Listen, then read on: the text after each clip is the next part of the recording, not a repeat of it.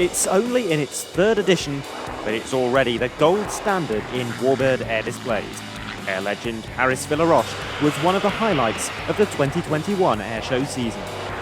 With a focus on the Second World War in the Pacific, the show brought together a huge number of warbirds to mark events such as the attack on Pearl Harbor, as well as paying tribute to the Black Sheep Squadron with a trio of Corsairs. The French military contributed strongly as well. The Navy provided a pair of Rafale M's, while the Air Force sent the Patrouille de France, A400M, and one of their new tactical display teams, Gusto Delta, flying the Mirage 2000. This is our pick of the action.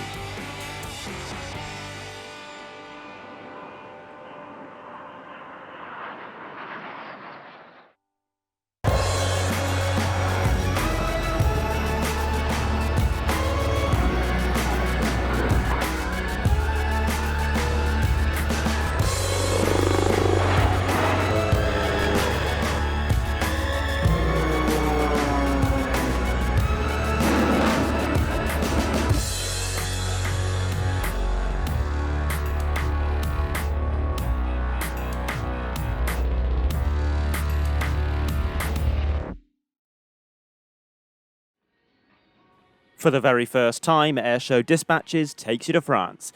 Welcome to Aerodrome Moulin Villaroche, just south of Paris, and more specifically, welcome to Air Legend 2021. Back in 2018, the first ever edition of Air Legend stunned spectators with a flying programme filled not just with aircraft of incredible rarity, but of outstanding variety as well. Now, after a one-year hiatus, Air Legend is back. And over the next hour and a half, we'll be casting our eye over every single item on the 2021 flying programme. But while the show is famous for its warbirds and military participation, we open with something else entirely, and a tribute to JeanMarie Sajay by 6 aircraft from the flying club he once presided over.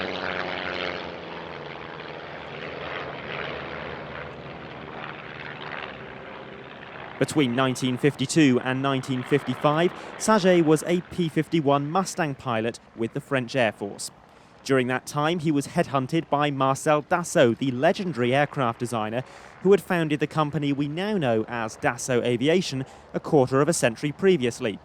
Sajay was Dassault's chief test pilot up until 1989, and he was involved in the test flying of all of the company's military and civilian products during that time.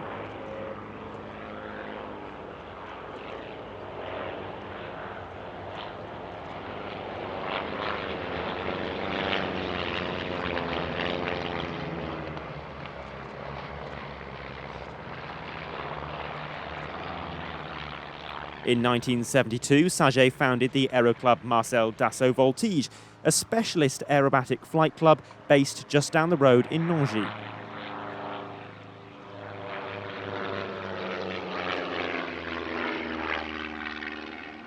There he instructed on the Cap 10, the aircraft type on which he notched up over a third of his total 20,000 flying hours.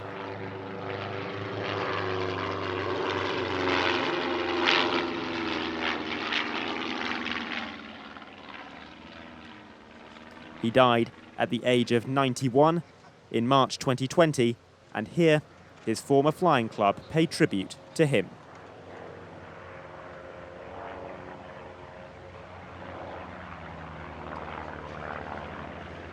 Today, it is 2 Dassault products, the Mirage 2000 and the Rafale, which make up France's fighter fleet. And running in now is a pair of Rafale M's from 11 Flotille of the French Navy, paired with their Second World War forerunners, the F4U Corsairs.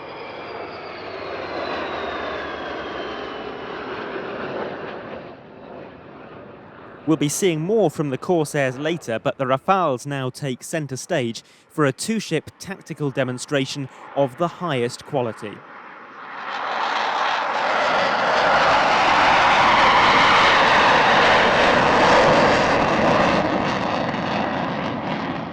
We get a look there at the unusually tall nose wheel fitted to the Rafale M, giving it a steeper nose-up attitude on the carrier deck.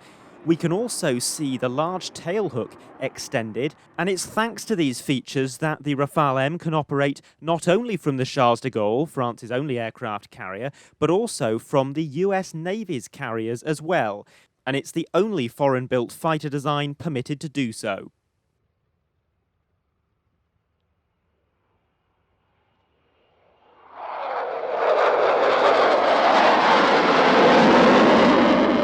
The Rafale M also has a built-in stepladder and an overall strengthened airframe, bringing its total empty weight to 10.6 metric tons, which is half a ton more than the Rafale C.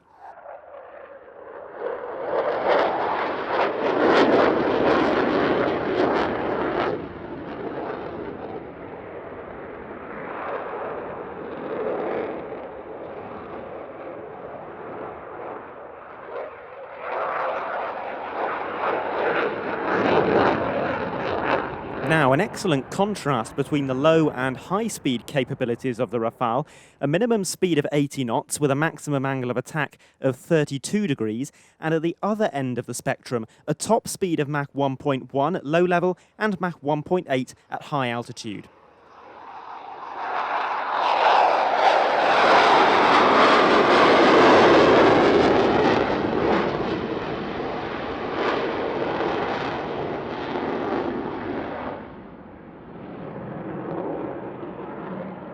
The Rafale traces its roots back to 1984 and the French decision to withdraw from the European fighter aircraft program. That was the program that ultimately led to the Eurofighter Typhoon. This turned out to be an excellent choice. The prototype of the Rafale made its first flight some 8 years before the prototype Eurofighter, and the Rafale also beat the Eurofighter into service by 2 years.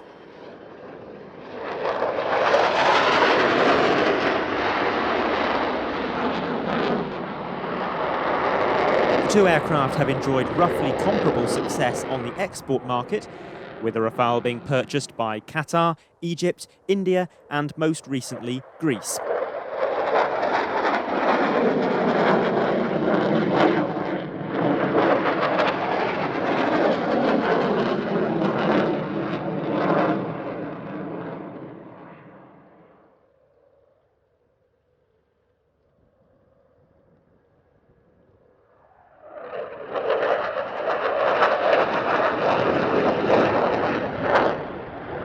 The M variant entered service in 2000 and was first deployed 2 years later as part of Operation Enduring Freedom.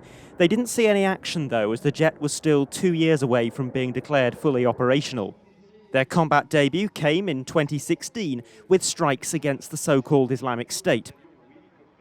In total, the French Navy operates 42 Rafales across 3 squadrons, all based at Landivisiau.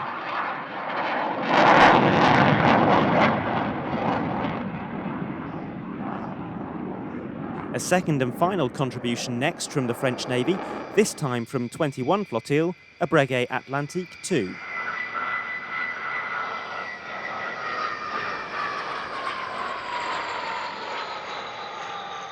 It's one of 22 Atlantiques still in active service, with France being the sole remaining operator. It's something of a vintage design. The Atlantique first flew in 1961, with 87 aircraft rolling off the production line for 5 military operators. All of those original aircraft are long gone now, and the aircraft you see today come from a second production run of 28 aircraft in the late 1980s. They are flown today by 21 and 23 flotilles from Lorient in Brittany, and primarily intended for the maritime patrol role and anti-submarine warfare. And indeed, on the next pass, you'll get a good view of its cavernous internal bomb bay, which is large enough to hold 12 depth charges, 8 torpedoes, or a pair of anti-ship missiles.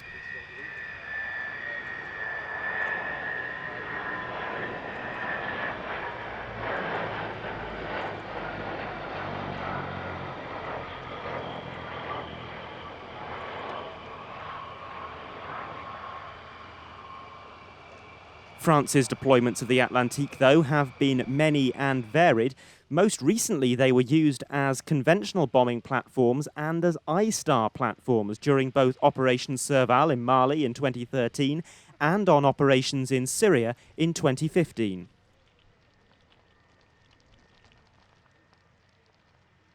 And keep your eyes peeled here for some fantastic vortices coming off the propeller tips.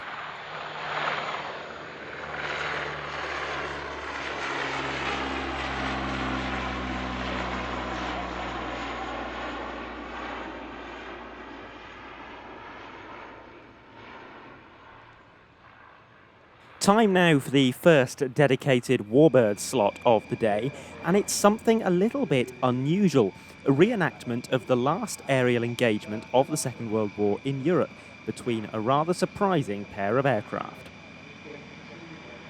It is the 11th of April 1945, and Lieutenant Durain Francis and his observer, Lieutenant William Martin of the 5th US Army Division, are on a routine spotting flight over Wesbeck in Germany in their L4 Grasshopper, when they spot one of these. It's a Fieseler Storch, a highly capable German liaison aircraft used by the Luftwaffe throughout World War II, and known among other things for its droopy-looking undercarriage, that's what gives it the name Storch, and its extremely low stall speed. In truth, this isn't actually a Storch, it's an MS-505 Criquet, a French reimagining of the Storch, but that minor detail aside, what we're about to watch is a portrayal of what happened next.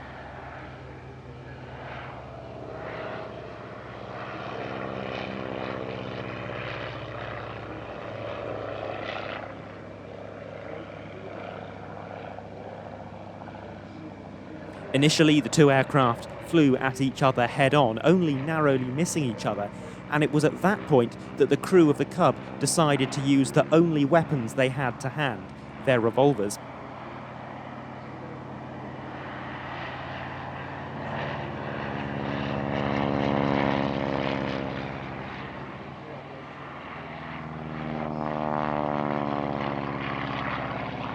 With its tighter turning circle and faster roll rate, the Grasshopper had no problem at all getting on the Storch's tail and staying there. Flying with his knees, Francis continued to fire at the Storch, ran out of bullets, reloaded, and began firing again.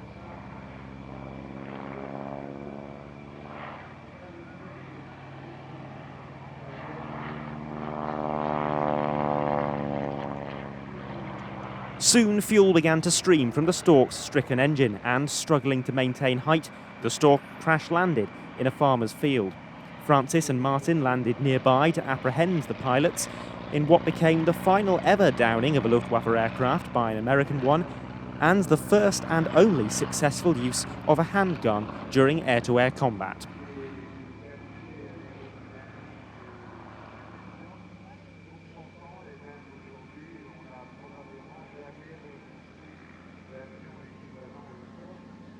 We come bang up to date next with one of the newest aircraft in the French Air and Space Forces inventory. Introduced in 2014, it's the Airbus Defence and Space A400M.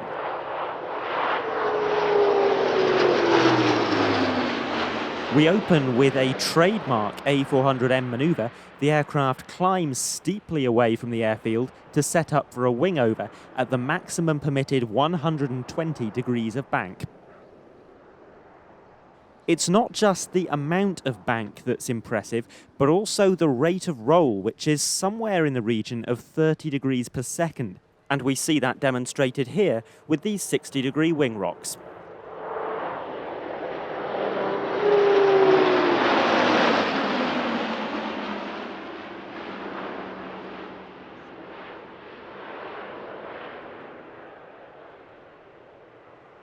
Now a similar manoeuvre, but this time at very low speed, with flaps and gear extended.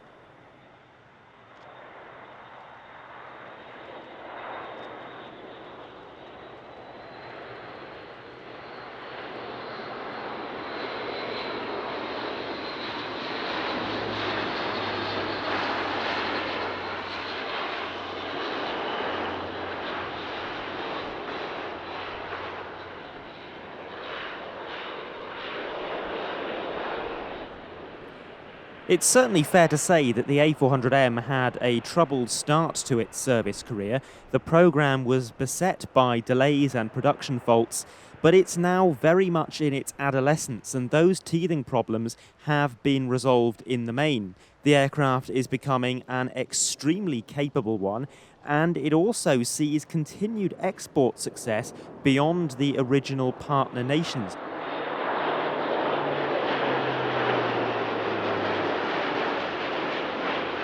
Turkey is shortly to take delivery of its final example. Belgium and Luxembourg received their first A400Ms last year, and Kazakhstan placed an order for a pair of aircraft in September 2021.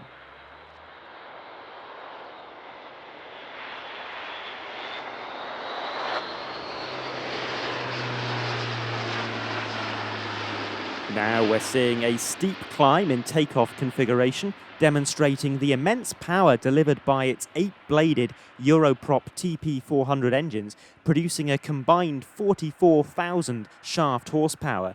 That's more than double the power available to the Allison T56-powered C-130H Hercules, which France also operates.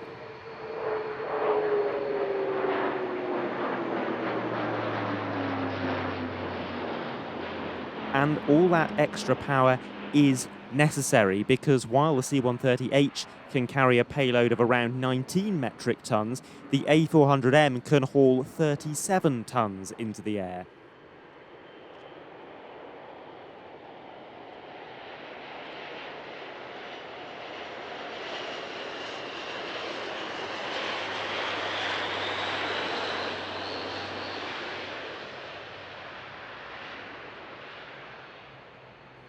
Now we see the A400M flying in formation with one of its predecessors, and indeed our next display item as well, the Douglas DC-3.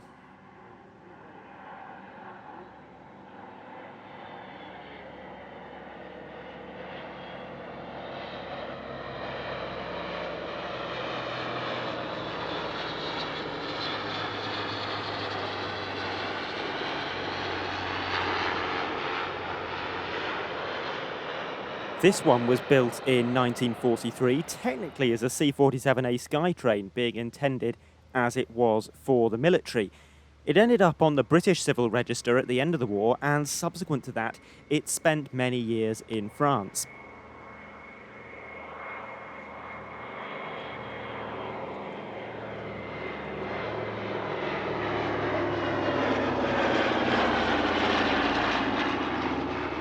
It now wears the colours of Air France, which was formed back in 1933 and which used DC-3s extensively on its European routes in the late 1940s.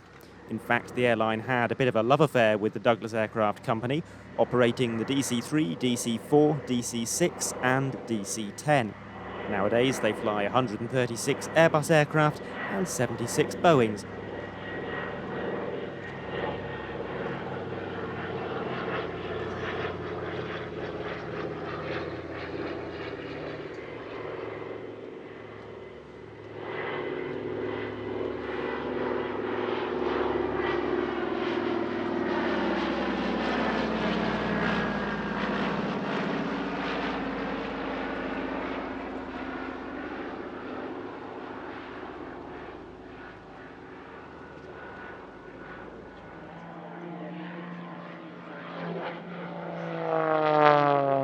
If there's one family of aircraft we see on this programme more than any other, then it's probably the Extra 300 and Extra 330. This is in fact the fourth consecutive episode to include one of them, and it always seems that whatever kind of extra we're watching and whoever's flying it, we end up talking about the Équipe de Voltige. Well, at long last, here they are.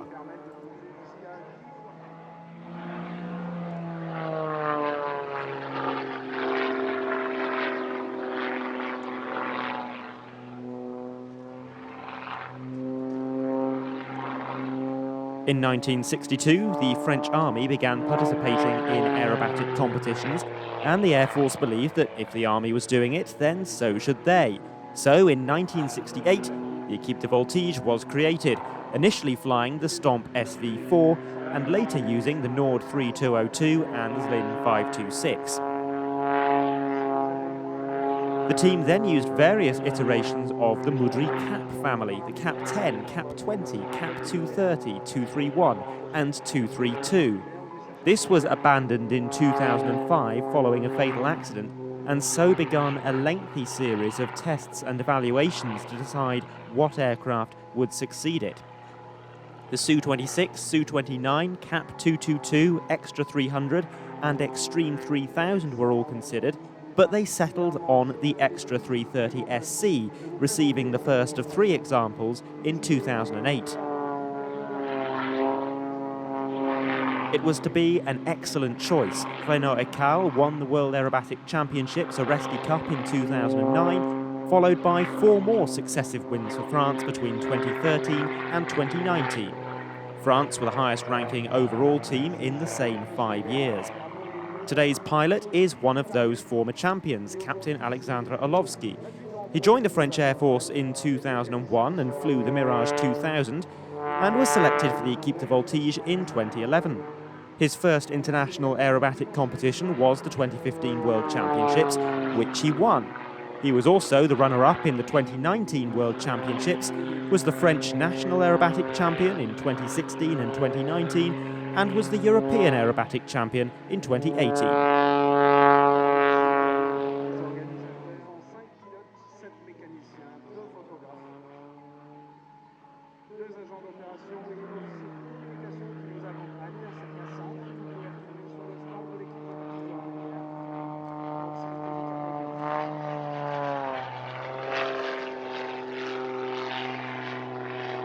Back now to the warbirds, however, and we're going back in time to the Battle of France with the Marin Saulnier MS-406.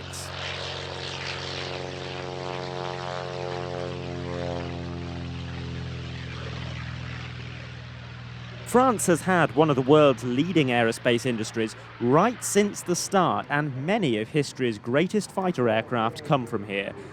But it's probably fair to say that this wasn't one of them.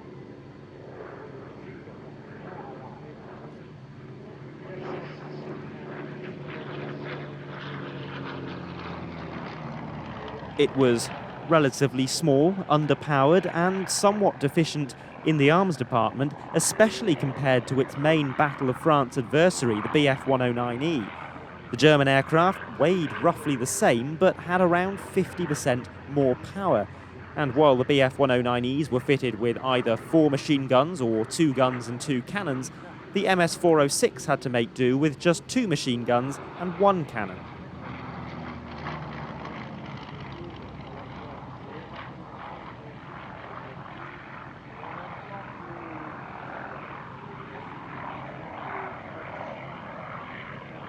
Having said that, it was France's most numerous fighter during the Second World War, and in terms of the sheer number of airframes built, it remains one of the most successful military aircraft that France has ever produced.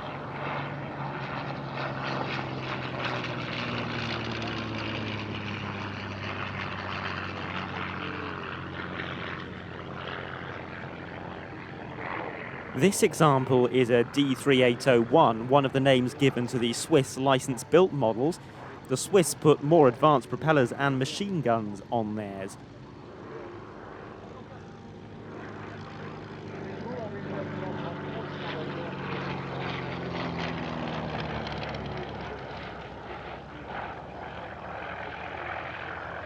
The Finnish also did their own thing with the MS-406. They got their hands on some second-hand examples in 1943 and attempted to upgrade them to keep them relevant, but over a decade after the type's first flight, that was a rather hopeless task.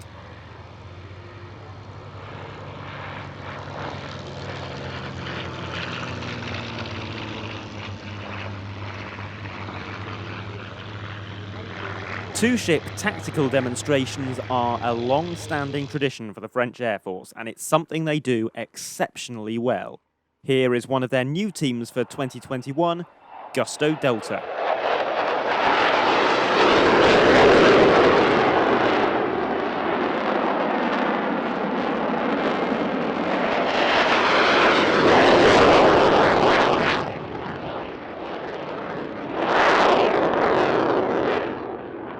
There are 5 French Air Force squadrons providing pairs tactical displays this year.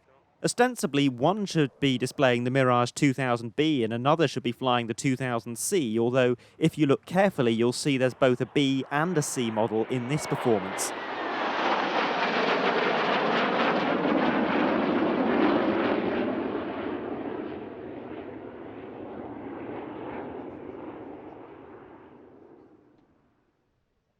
I said earlier that France is responsible for some of the all-time greats when it comes to frontline fighters, and the Mirage 2000 is most certainly one of them. It has been operated by a total of 9 countries as diverse as India, Taiwan, Greece, Egypt, Qatar and Peru.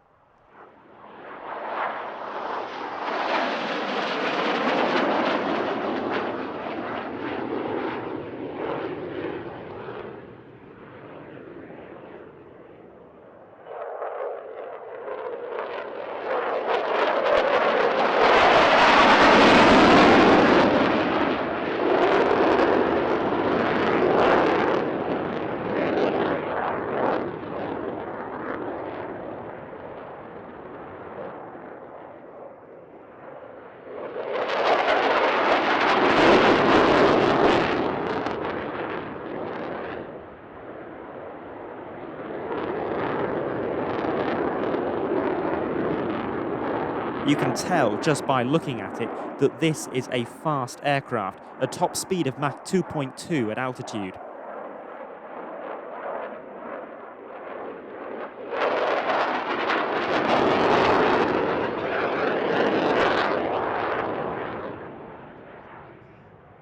The French Air Force operates 7 Mirage 2000Bs in the training role, 40 Mirage 2000C fighter bombers, and 68 Mirage 2000D attack aircraft, of which 55 are undergoing mid-life upgrades.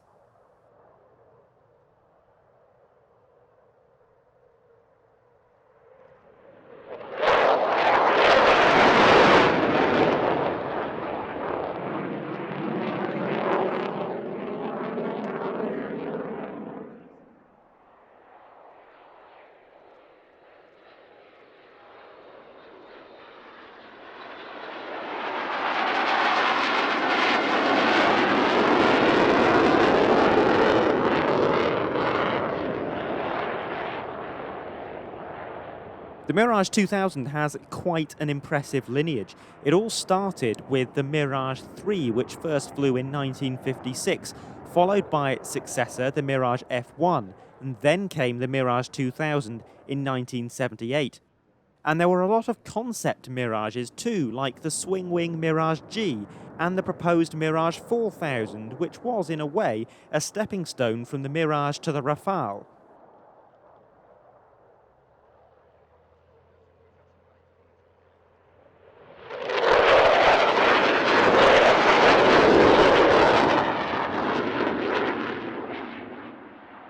Now, Gusto Delta in from the right for their final pass.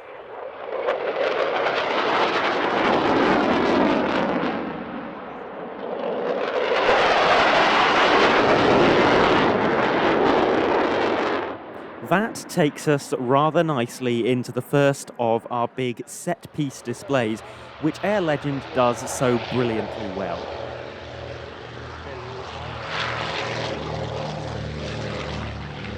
This time we're going back to Pearl Harbor on the 7th of December 1941. It is, for the time being, a perfectly normal day. One of the locally based PBY-5A Catalinas is in the air on a routine early morning training flight, but in the distance in some of these shots you might be able to see the enemy gathering.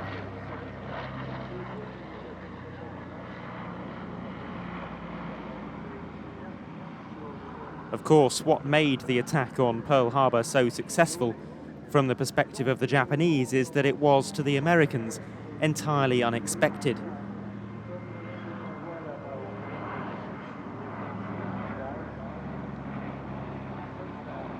The Americans knew that war with Japan was likely coming, but they believed the Philippines, not Hawaii, would be first in the line of fire. Like the crew of the Catalina, the pilot of this Boeing Stearman, also on a training sortie, has no idea of what is to come.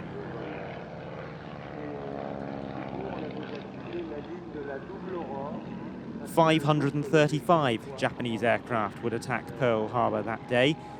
Between them, they would sink 4 battleships and damage 4 more, as well as 3 cruisers and 3 destroyers. On dry land, 188 aircraft were destroyed and 159 damaged. 2,335 American service personnel were killed, as well as 68 civilians, all for just 64 losses on the Japanese side. The part of the Japanese Imperial Air Force is played here by 8 T-6 Harvards, peeling in to commence their attack.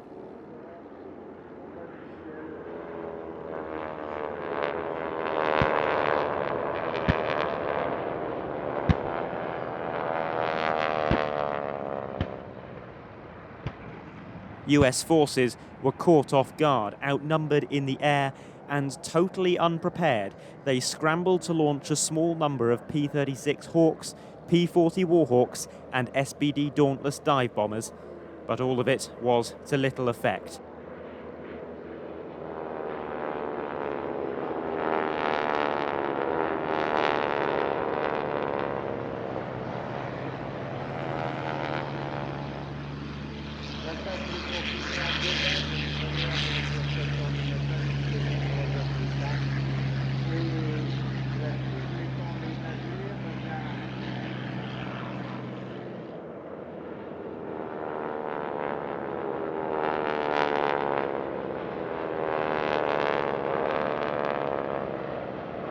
In the grand scheme of things, it made little difference. The Japanese had also made a tactical mistake, overestimating the importance of Pearl Harbor in the American strategy, and the United States' ability to continue its involvement in the conflict was barely affected.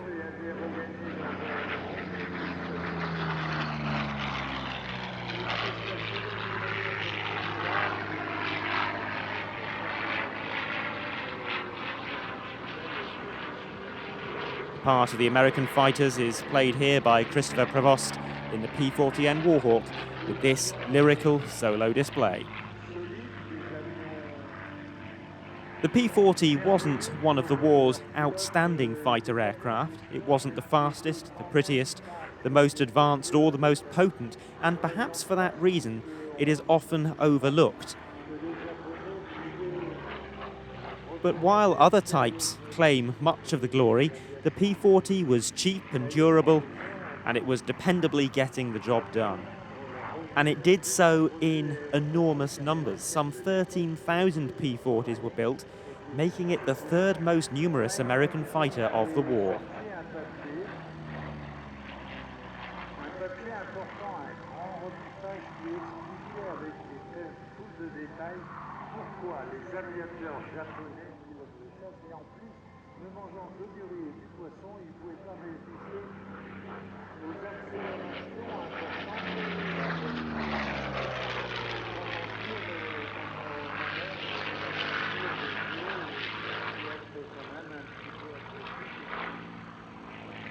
The P-40 was not, however, blessed with a huge amount of power. It could go fast in a straight line, but in a twisting dogfight against a Bf-109 or an FW-190, it wouldn't have been anybody's aircraft of choice. As such, P-40s could be found most commonly in the Pacific. The adversaries, aside from the Zero, were often easier out there, and in that theatre of operations particularly, its contribution to the war effort was enormous.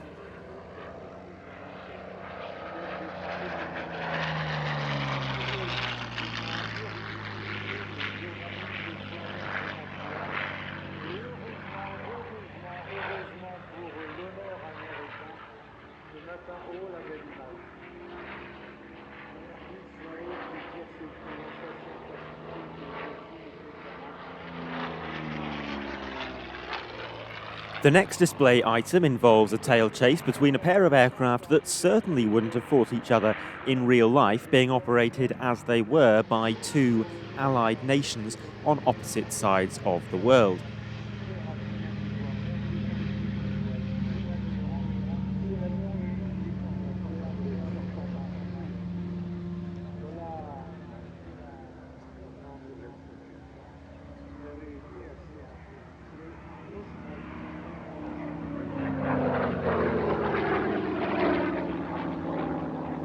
The Yak-3U was actually an Egyptian Air Force Yak-11 to begin with, a whole fleet of which were discovered abandoned in the Egyptian desert in 1982 by a team from the Amical Jean-Baptiste Salis, that famed warbird collection based just down the road in La Ferté-Alais. They were brought back to France and restored to flight. In this case, it was converted to a Yak-3U in 2005, although it must be said there really isn't much difference between the radial-engined Yak-3U and a Yak-11. One is just a slightly later twin-seat and re-engined development of the other.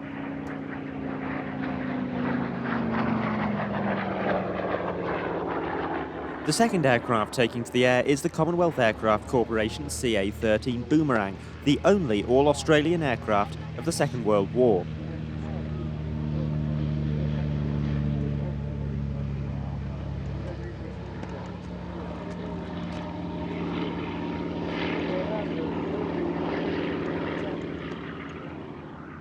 This isn't an original. There are only 2 original Boomerangs still flying, both of which are in Australia. And indeed, we saw both of them flying together at the Edinburgh Airshow in Airshow Dispatches Series 2.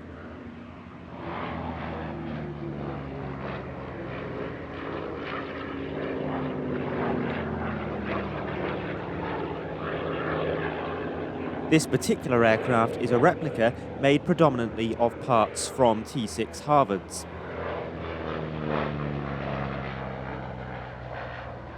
The Boomerang was not a particularly potent fighter, and neither was it produced in significant numbers.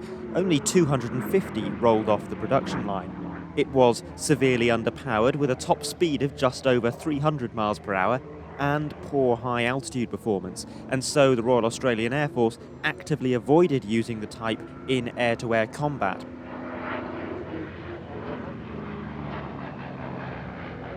But that wasn't really what the Boomerang was for. It was developed in the early 1940s, entering service in 1943, a time when Australia was severely short of fighter aircraft, and so the Boomerang was mainly used to equip Australia-based squadrons, freeing up more advanced aircraft like the Spitfire and the Mustang to be sent on to the front line.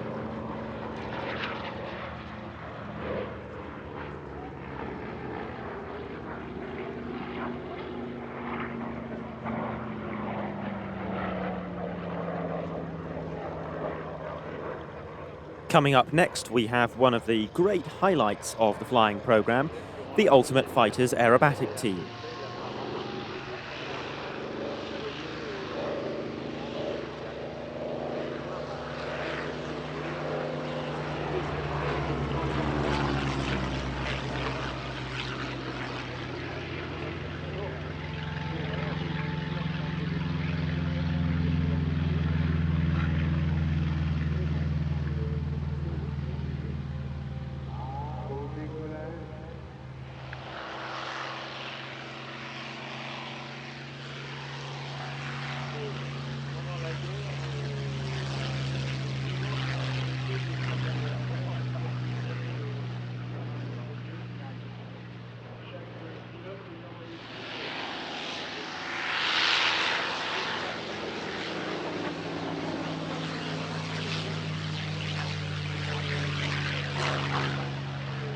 The Ultimate Fighters made their debut in 2019, and they were created by the team behind Ultimate Warbird Flights, a warbird passenger experience company based at Sywell in the UK.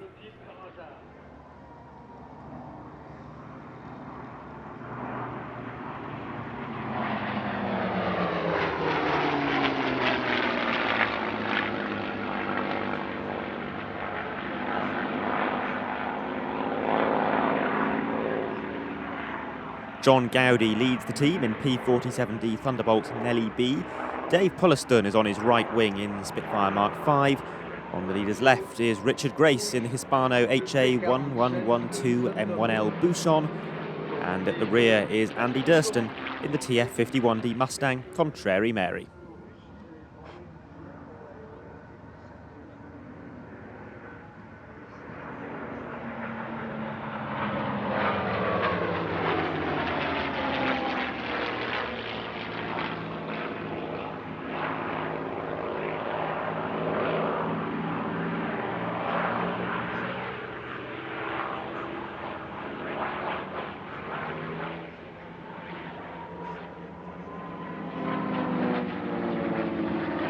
Now the team approach show centre for a bomb burst, following which we'll see a tail chase from the Spitfire and Bouchon.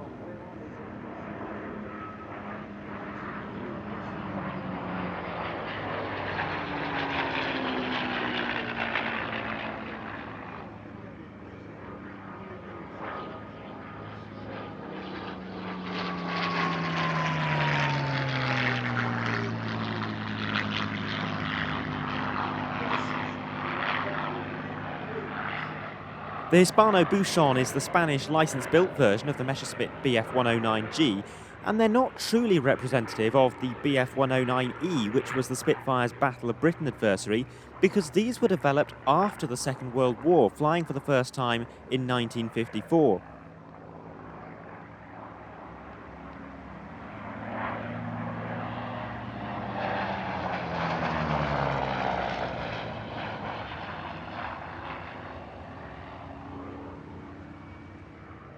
The main visual difference between this and a Bf109E is that the originals had a rather rounded nose housing an inverted Daimler-Benz 601 or 605 engine.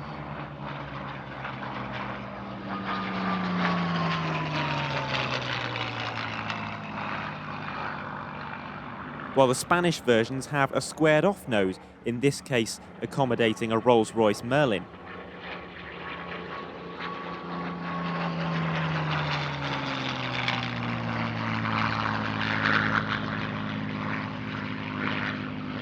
Now we see the two American fighters representing the two most numerous US fighter designs of the war. Over 15,600 P-47s were built, of which this is the only airworthy example now flying outside of North America, and a similar number of P-51 Mustangs were constructed.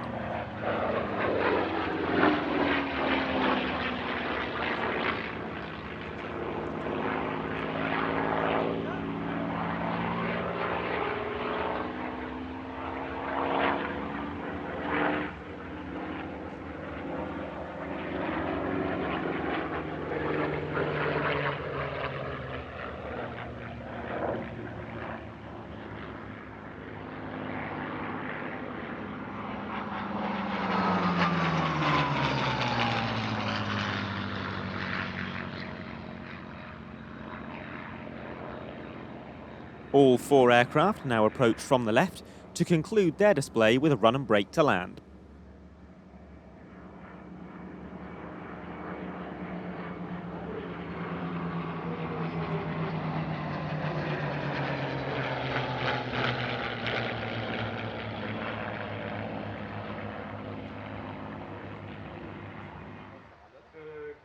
And so that rounds out an excellent demonstration, akin in many ways to dedicated aerobatic teams flying far less complex aircraft.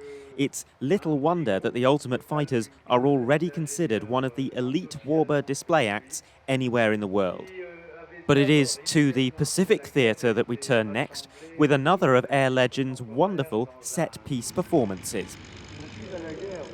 This one pays tribute to the Black Sheep Squadron, both the real-life unit and the television programme Bar Bar Black Sheep, which featured a fictionalised version of that same squadron.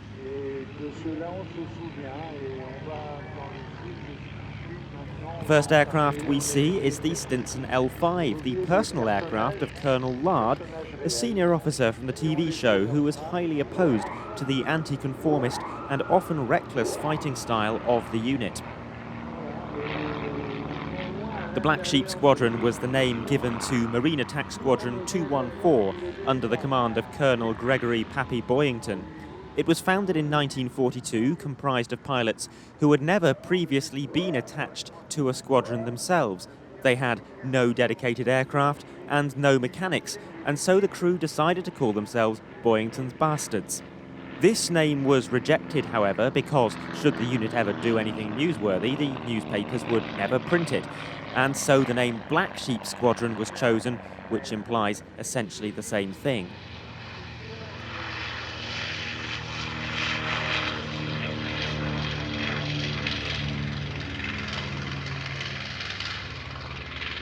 The Black Sheep Squadron fought mainly in the Pacific Theatre during the Second World War.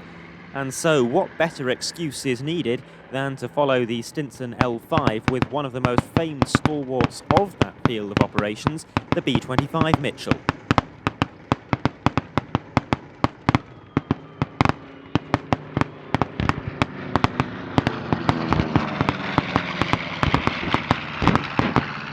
One of only two flying B-25s outside North America, this one comes from the Flying Bulls, the vast warbird collection operated on behalf of the Austrian energy drinks manufacturer Red Bull.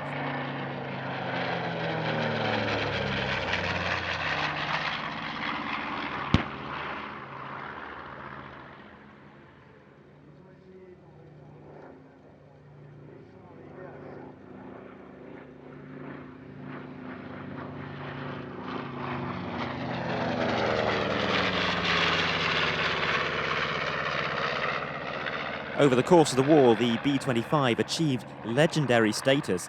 It was introduced in 1941 with a total of almost 10,000 aircraft being produced, and it remained in service in the case of the Indonesian Air Force up until 1979.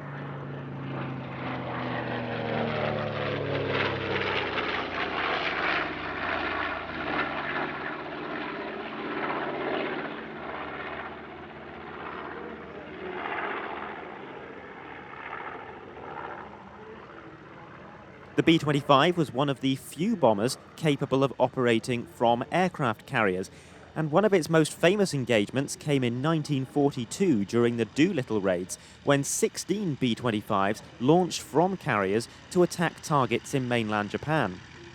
The raids achieved fairly minimal damage on the ground, but it was nonetheless a significant warning shot for the Japanese, who had believed until that point that their homeland was well beyond the reach of American forces.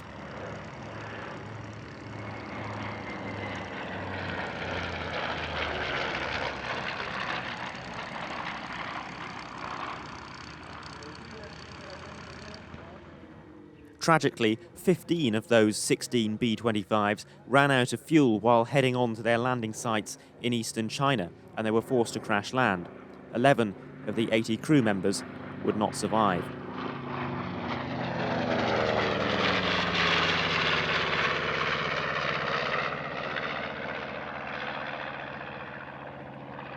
But as the B-25 concludes its display, we turn our attention back to VMA 214 as two replica Mitsubishi Zeros, they're actually T6 Harvards, and a trio of Corsairs take to the runway.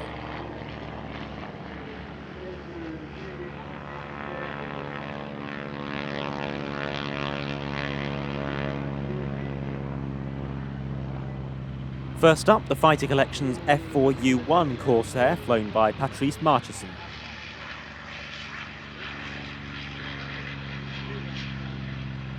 Next, the Amical Jean-Baptiste Salis aircraft, an F4U-4 flown by Edmond Salis.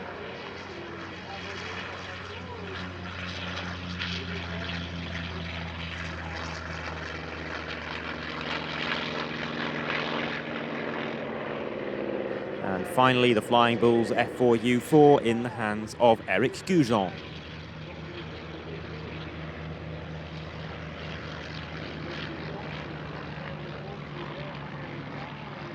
They initially flew the Wildcat, but the Corsair was the aircraft with which the Black Sheep Squadron achieved most of their success, most famously on their second combat tour, during which they damaged or destroyed over 200 Japanese aircraft, including 97 air-to-air kills. For that, they were awarded the Presidential Unit Citation for outstanding courage in action. So enjoy, even briefly, the sight of 3 of Europe's 4 airworthy Corsairs in formation, in what is a truly memorable performance.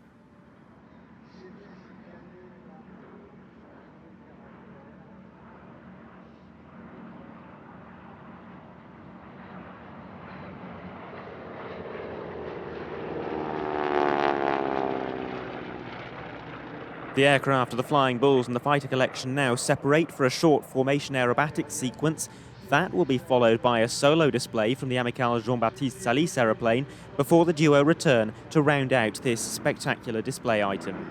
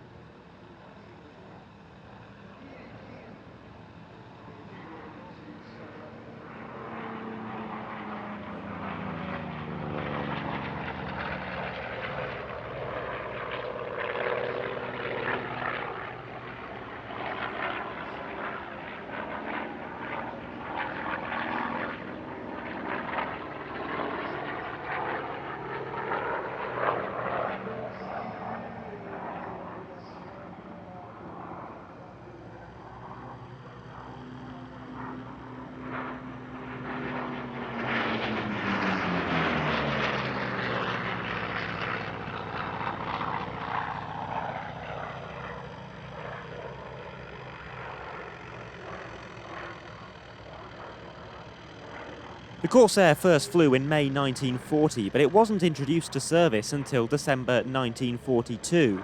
Although designed for the US Navy, it was initially operated only from land. It was the Royal Navy's Fleet Air Arm that first began flying the Corsair from carriers. This was a dangerous task as the aircraft was a hugely challenging one to land precisely. So the Royal Navy clipped its wings to improve its handling and developed a method of gently turning the aircraft on approach to land to improve the pilot's visibility. This proved to be exactly what was needed, and the Americans soon adopted similar techniques.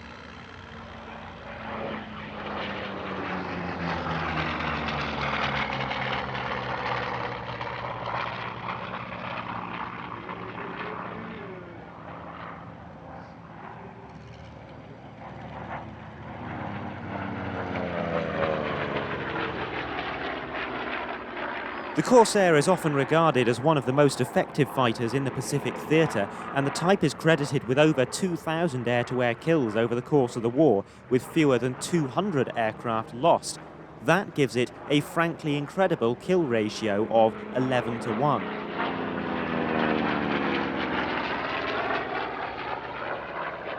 That is a little misleading though, because the Corsair was primarily used in theatres where there was far less exposure to enemy fighters than in other regions. Many Corsair kills were against kamikaze pilots who hadn't been trained in air-to-air combat.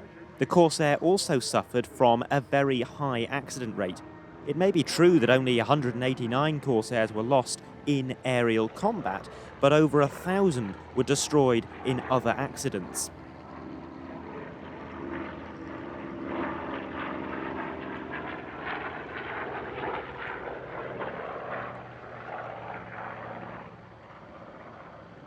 Despite that, the Corsair was the only Second World War piston-engined fighter that continued to be produced after the war ended.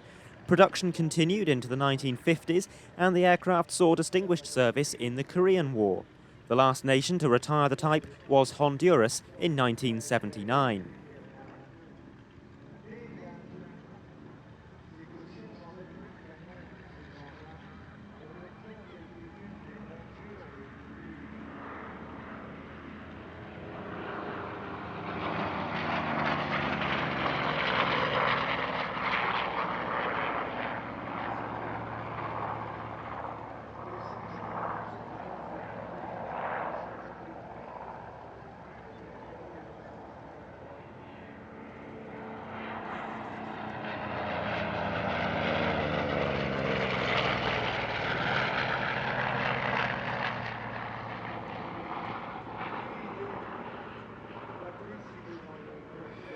The Corsairs now recover back onto the ground, and it is a civilian design which we turn to for our next display item.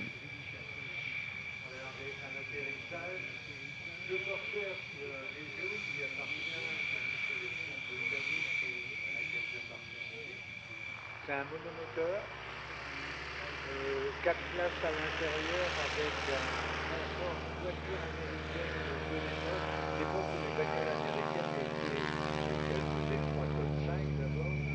Le voilà au décollage. The Spartan Executive was an interwar private runabout for the very wealthy, but like most aircraft with any potential military utility, this one was very soon pressed into US Army Air Force service following the outbreak of the Second World War.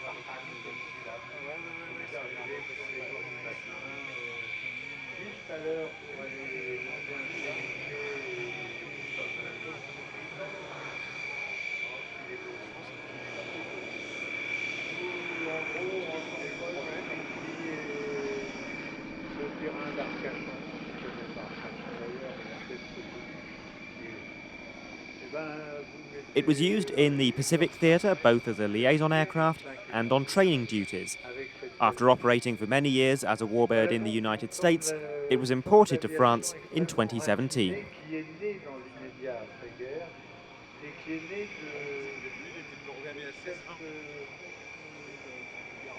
de cette avancée extraordinaire qu'avait fait l'art aéronautique, à la fois celui des cellules, des avions.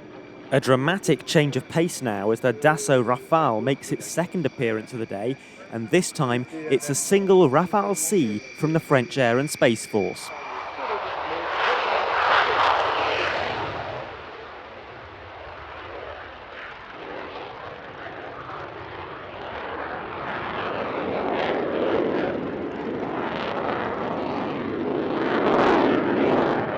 The Rafale is what Dassault call an omni-role fighter, intended to replace 7 individual aircraft types within the French military, with roles including air superiority, reconnaissance, close air support, air-to-ground, anti-ship and nuclear strike. The French Air Force gained their first Rafale Cs in 2006, and they were quickly pressed into full operational service, making their combat debut in March 2007 in support of Dutch troops in Afghanistan.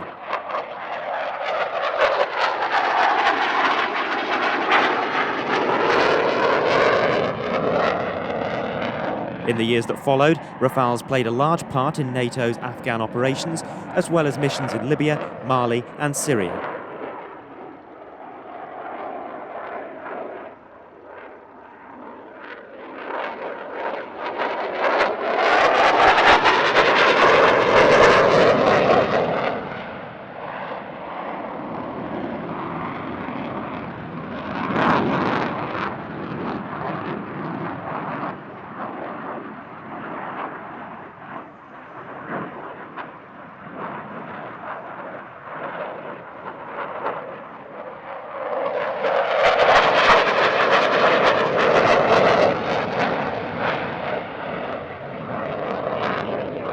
This is a fast jet display of the highest quality. The afterburner is near constant, the manoeuvres are complex, and there is barely a second when the jet isn't doing something interesting. Now pointing back at the crowd for a barrel roll.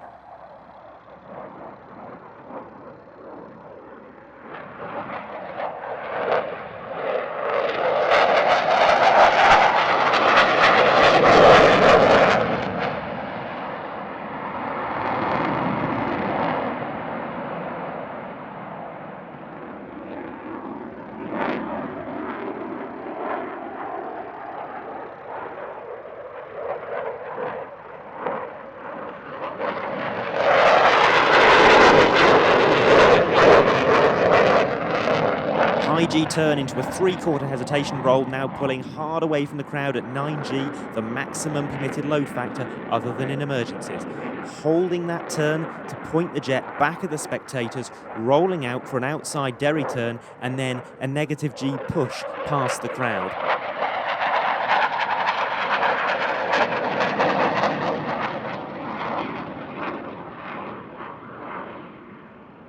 In now at the slow, Captain Jérôme Toul brings the aircraft down to its minimum speed and its maximum angle of attack, just using changes to the throttle settings to maintain altitude.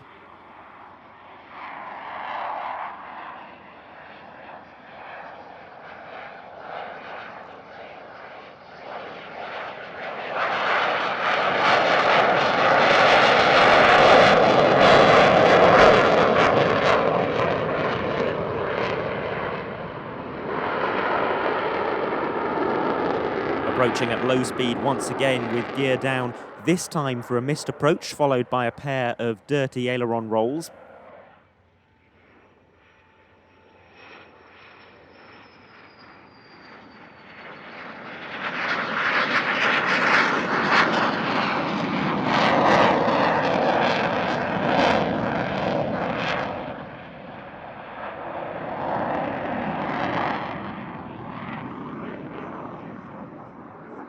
Now a fantastic view of the jet's very photogenic plan form.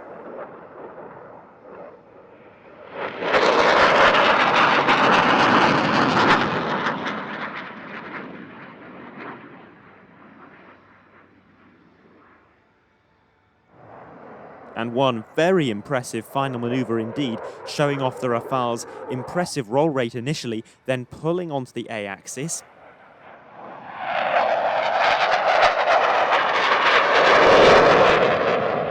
A 90-degree wing rock in salute to the crowd, and then a high G-turn onto runway heading.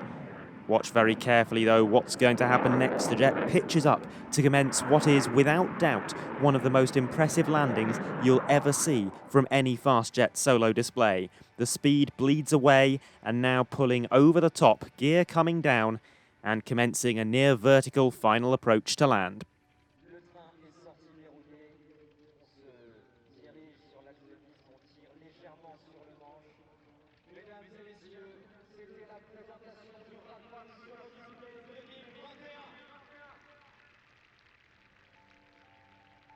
If the Rafale solo display is the pinnacle of fast jet displays, then our next display item is surely the best when it comes to formation teams of classic transport aircraft.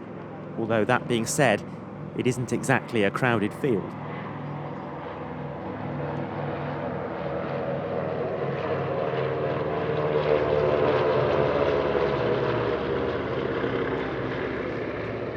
This is the enormously imaginative and totally unique classic formation team from Switzerland, a fully fledged formation team just like the teams we usually see, except unlike all the others, they fly a Douglas DC-3 and a trio of Beech 18s.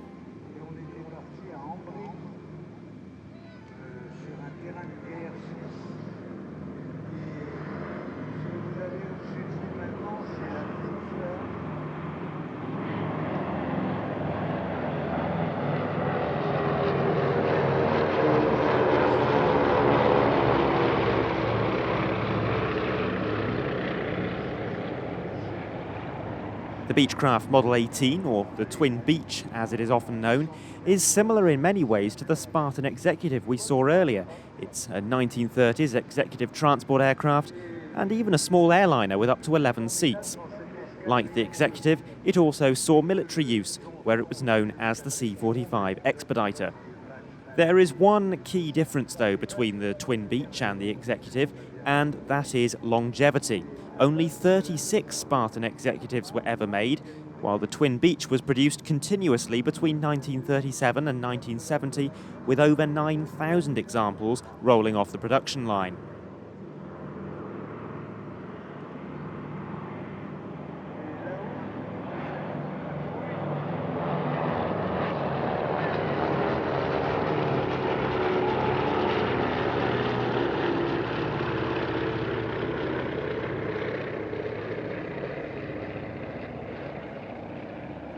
In comes the soloist, demonstrating to good effect the Beech 18's surprisingly sprightly roll rate.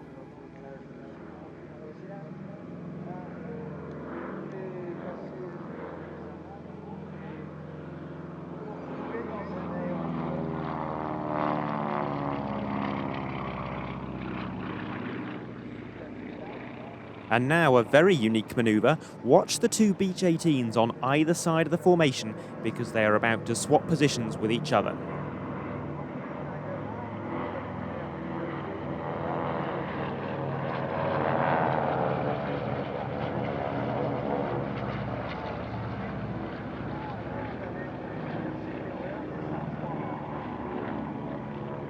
While the Beech 18s are all in team colours, the DC-3 wears the paint scheme of the now defunct Swiss national airline Swissair, which operated between 1931 and 2002.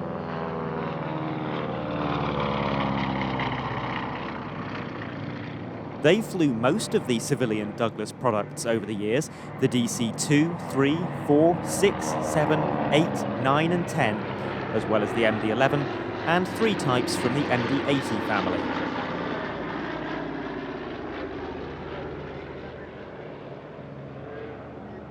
Now a reimagining of a classic Patrouille Suisse manoeuvre, the tunnel, with a DC-3 flying through an inverted V-shape created by the Beech 18s.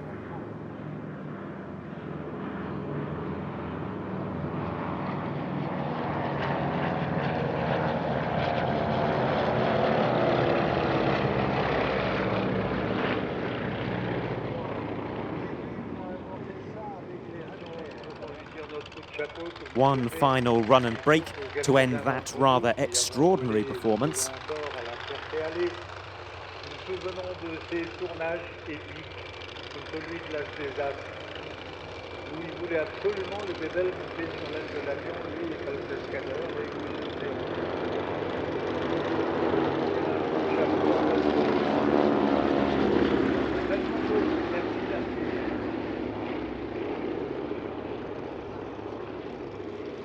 And with the aircraft of classic formation landing on, it is time for yet another of these set-piece displays, this time commemorating the Vietnam War.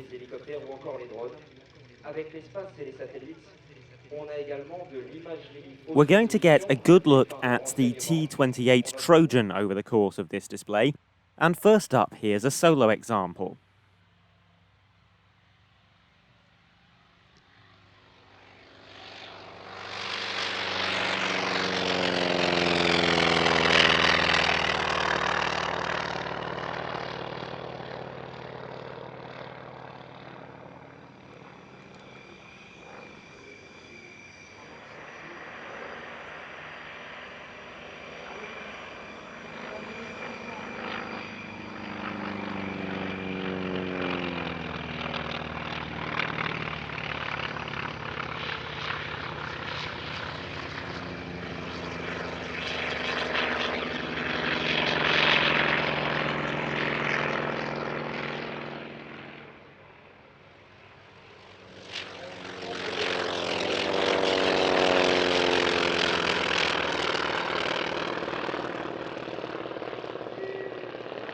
The T-28, as the name suggests, was intended as a training aircraft. It replaced the T-6 Texan as the primary trainer for the US Air Force and US Navy.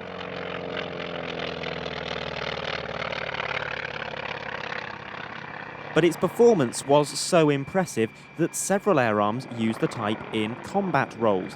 The French used T-28 Trojans, or T-28 Phoenix as they were known here, in the close air support role in Algeria, while the Republic of Vietnam Air Force converted almost 400 of their Trojans for use in the counter-insurgency role by fitting them with 6 underwing hardpoints.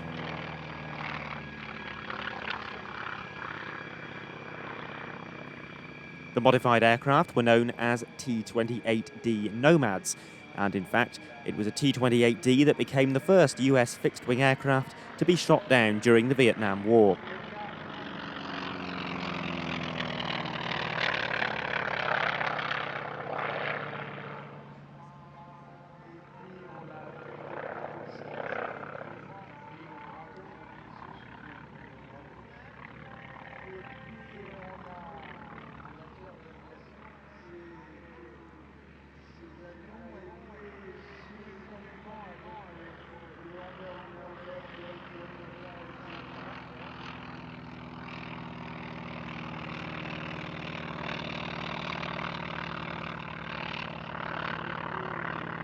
A rather more potent fighting machine during that conflict was the mighty Douglas Skyraider.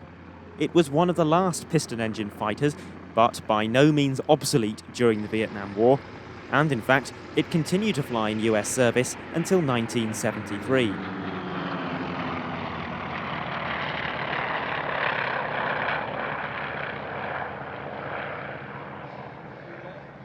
During the Vietnam War, there were 2 instances of Skyraiders shooting down North Vietnamese MiG-17s, a very rare example of piston-powered aeroplanes shooting down jets.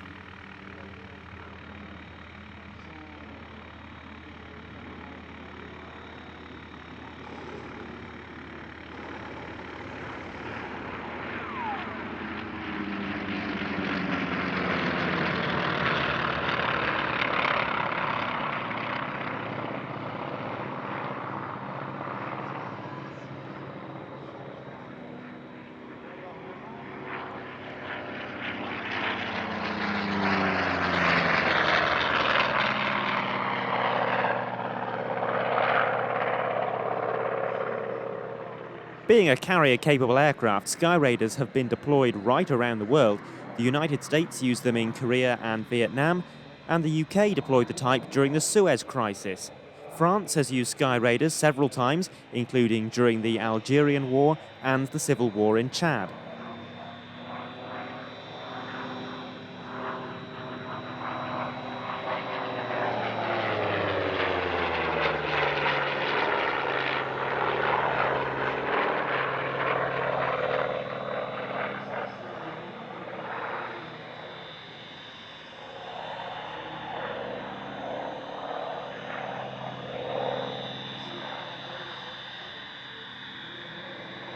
Many of the French aircraft operated in Chad later went on to be owned by various African air forces in the region. This is one of them. Built in 1951, it was used in Korea and in Chad, where it was abandoned, before being recovered and returned to France in 1988.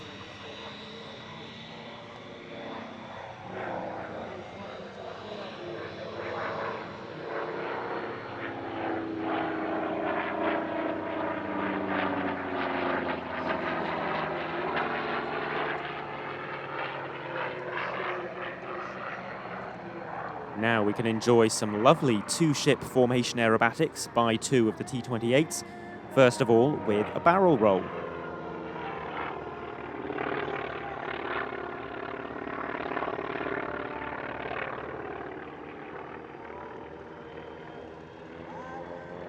Now repositioning the aircraft to bring them slightly behind the crowd and approaching from the right for a lovely topside pass in the soft evening light.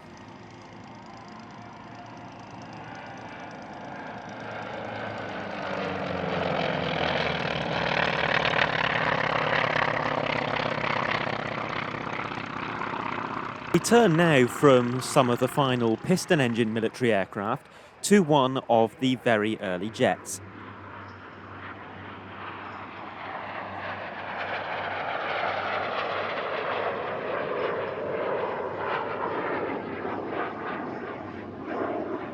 This is a CL-13B Sabre, the Canadian license-built version of the F-86.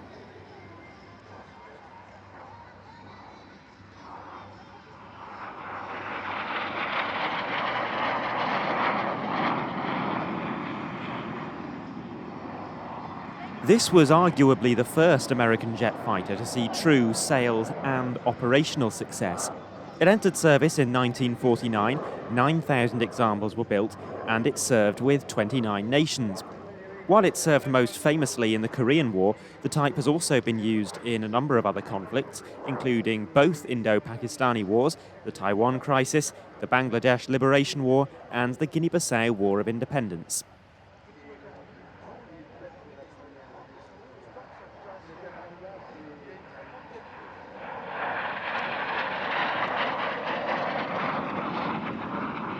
It's also an aircraft with a good deal of airshow pedigree, used by a number of national aerobatic teams. Japan's Blue Impulse, Korea's Blue Sabre, and Iran's Golden Crown all use the type, as well as several teams from Australia, the Philippines, Yugoslavia, Canada, Pakistan, and Turkey, among others.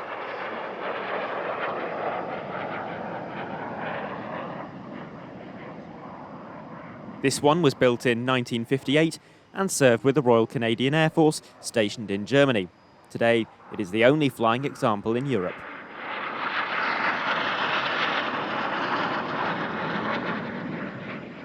We return to piston engine fighters, though, in this next display, a tribute to the Normandy-Niemen Squadron, one of two Western Allied fighter squadrons to serve on the Eastern Front during the Second World War.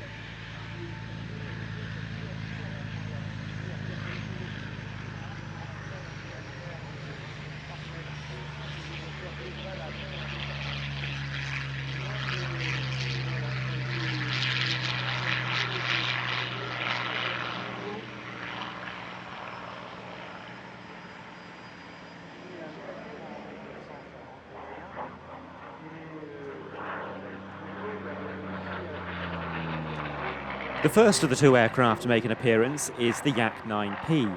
Some 16,000 of these were produced, and they served with 10 nations, including France, as part of the aforementioned Normandy-Niemen Squadron, which also operated the Yak-3.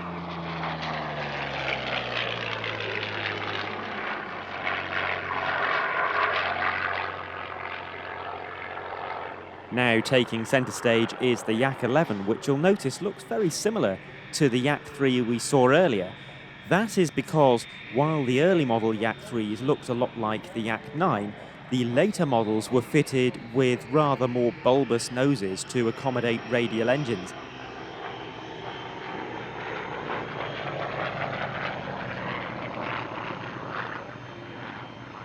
They were known as the Yak 3 UTI and were used in the training role. Very soon the Yak 3 UTI became an aircraft type in its own right, and that was the Yak 11.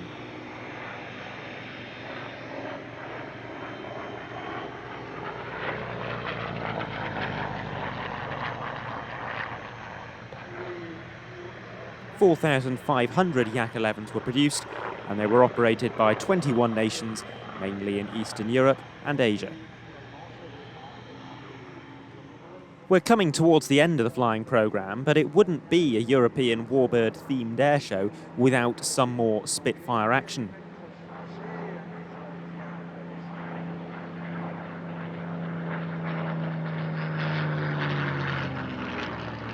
We saw a Mark V earlier on as part of the Ultimate Fighters. That was the most numerous Mark of Spitfire, and it saw a good deal of service during the Battle of Britain. But now we're going to take a look at a pair of late model Spitfires. First up is this gorgeous LF-16E, LF standing for low flying, indicating that it is optimised for operating at low level, for example in the interceptor role.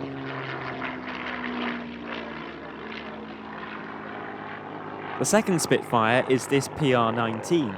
PR stands for Photo Reconnaissance.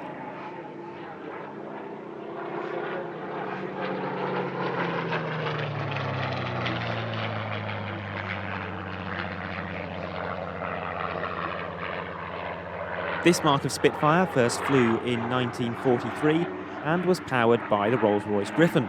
With considerably more power than any previous mark of Spitfire, the PR-19 excelled at high altitude, and with its 1,400-mile range, it continued to be used on the front line into the 1950s.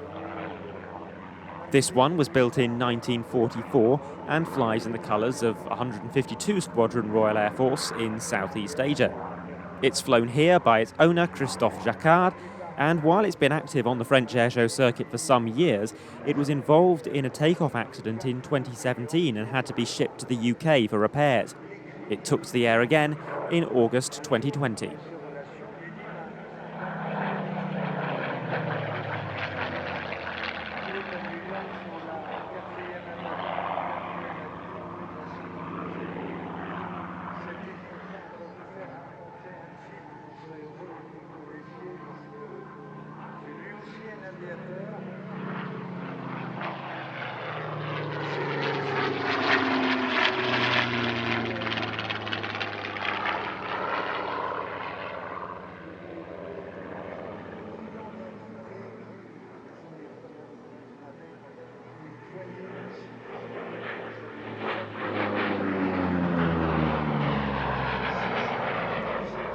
Our final warbird participant is a true highlight of the Air Legend flying programme.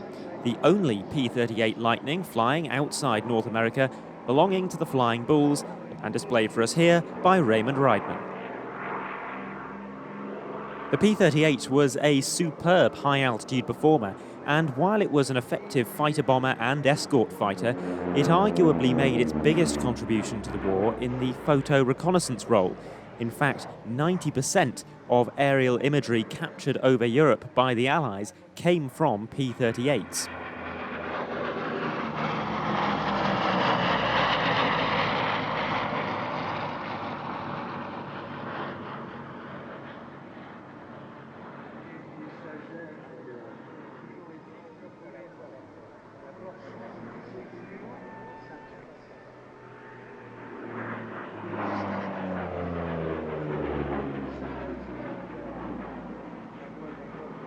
The P-38 was also involved in a special tribute during the show. 2021 marks the 75th anniversary of the publication of The Little Prince, a much-loved French children's story written by the author and aviator Antoine de Saint-Exupéry.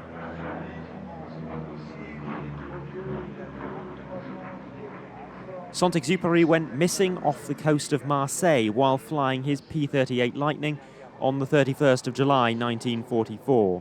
Today, his works are commemorated not just by a one-off formation of the P-38 with the Patrouille de France, but also with illustrations from his book applied to the tail of the lead Alpha jet.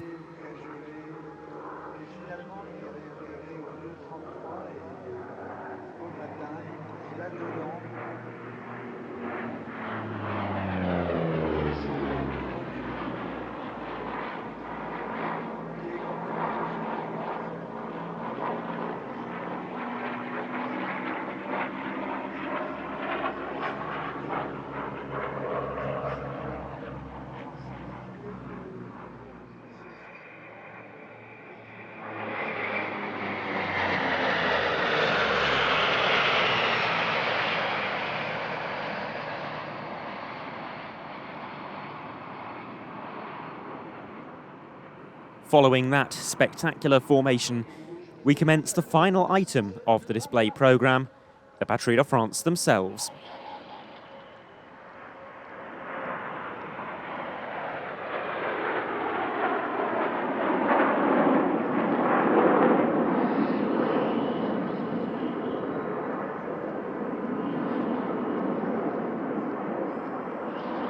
The Patrouille de France was officially founded in 1953, but they trace their roots back to the early 1930s. They've flown the Alpha jet since 1981, initially displaying 7 aircraft, but increasing to 8 1 year later.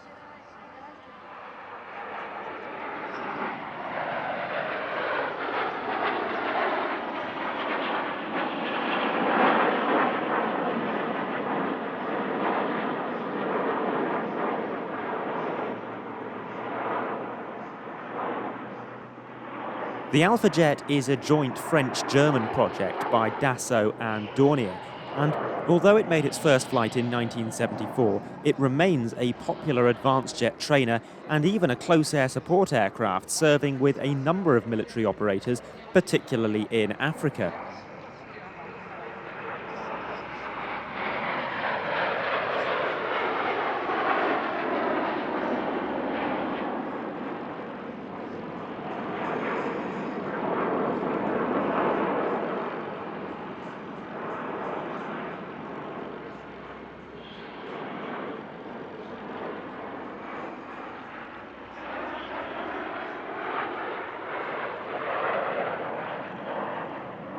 The jets point at show centre now for synchronised aileron rolls.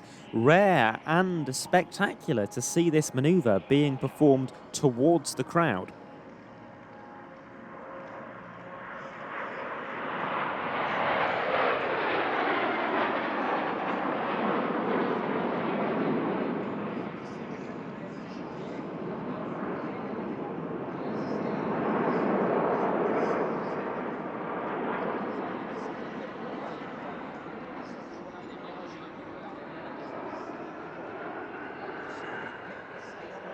It's an ideal aircraft for formation aerobatics as well, in no small part because of its exceptionally fast and precise roll control, which allows for some very snappy formation changes indeed.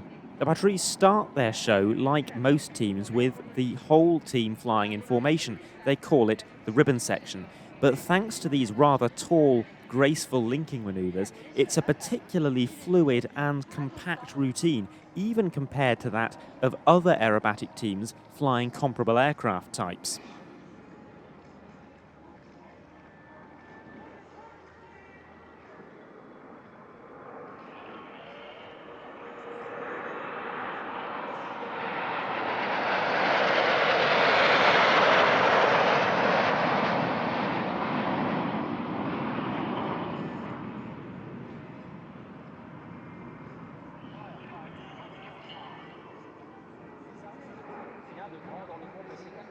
Now we prepare to start the second half of the show as the jets split apart in a downwards bomb burst.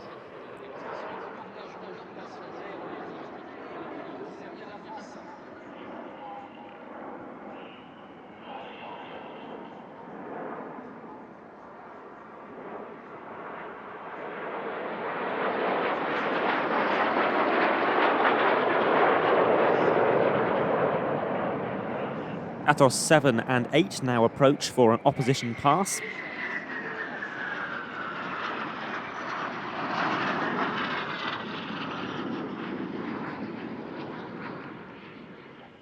And here we have yet another manoeuvre being performed towards the crowd, which is always lovely to see. Atos 2, 3, 4, 5 and 6 perform sequential rollbacks before the formation pulls into the vertical for an upwards bomb burst this time.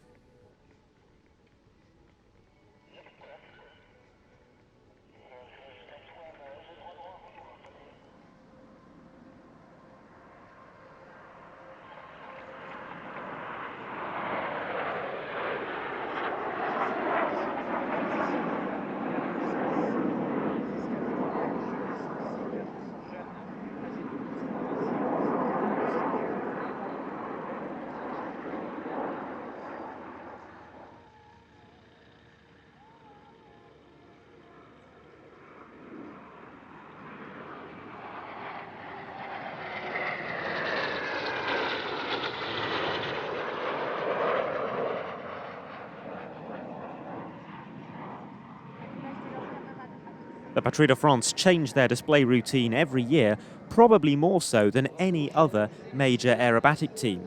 And this is one of the newer manoeuvres, an inverted flypast by Atos 1 to 4.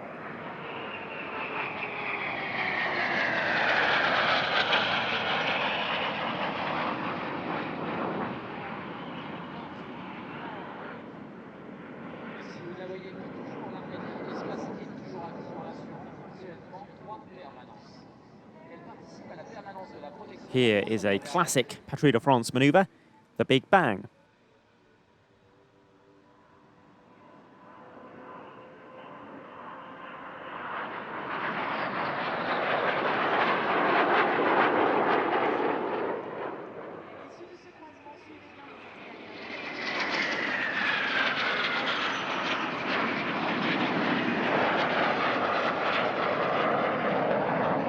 This display was a fitting finale to the 5-hour flying programme at a show where it's genuinely difficult to choose just a few highlights.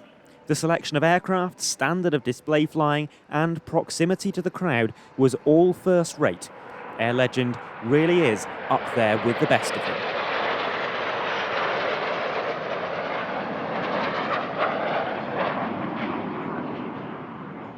Now, rounding out our programme, one final manoeuvre, accompanied by the French national anthem.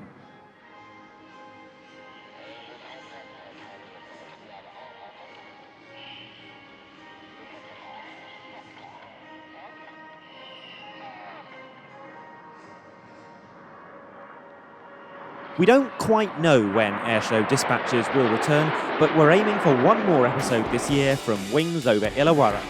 We don't yet know what aircraft will be there, or even if we'll be able to go, but we're keeping our fingers crossed. But that is all from Air Legend, so until next time, whenever that may be, it's goodbye for now.